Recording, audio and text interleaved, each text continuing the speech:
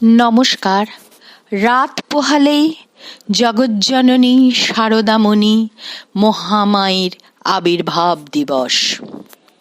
তাই মায়ের সকল সন্তান সন্ততিরা সারা বিশ্ব জুড়ে আজকে মা মা রবে আকুল।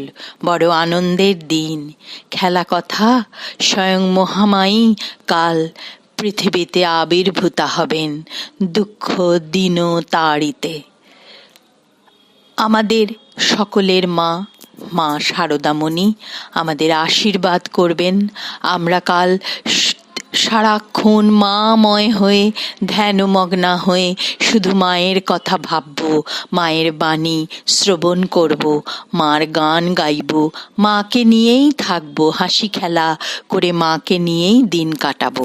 তাই আজ আমি পরম পূজনীয় স্বামী চেতনানন্দজি মহারাজের ধ্যানলোকে শ্রী মা শারদা দেবী থেকে একটি ধ্যানচিত্র পাঠ করবার চেষ্টা করছি। 2 নম্বর ধ্যানচিত্র। শিহরে এল্লাপুকুর পাড়ের বিল্ববৃক্ষ। এই বেলগাছটি এখনো জীবিত এবং হৃষ্টপুষ্ট। বেলগাছ ও বটগাছ মনে হয় দীর্ঘকাল বাঁচে।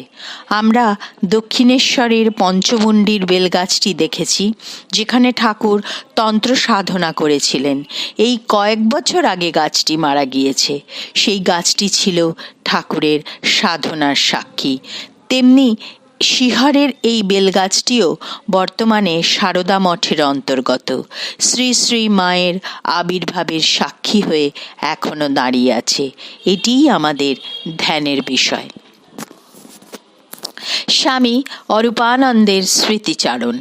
শ্রী শ্রী মা বাঁকুড়া জেলার জয়রামবাটি গ্রামে 1260 সালের 8ই পৌষ বৃহস্পতিবার জন্মগ্রহণ করেন। তাঁহার পিতার নাম রামচন্দ্র মুখোপাধ্যায়, মাতার নাম শ্যামাদেবী। মা তাহার জন্মকথা এইরূপ বলিয়াছেন: আমার জন্মও তো ওই রকমের, ঠাকুরের মতো। আমার মা শিহরে ঠাকুর দেখতে গিয়েছিলেন। ফেরবার সময় হঠাৎ শৌচে যাবার ইচ্ছে হওয়ায় দেবালয়ের কাছে এক গাছতলায় যান। শৌচের কিছুই হলো না, কিন্তু বোধ করলেন একটা বায়ু যেন তার উদর মধ্যে ঢোকায়। উদর ভয়ানক ভারী হয়ে উঠল।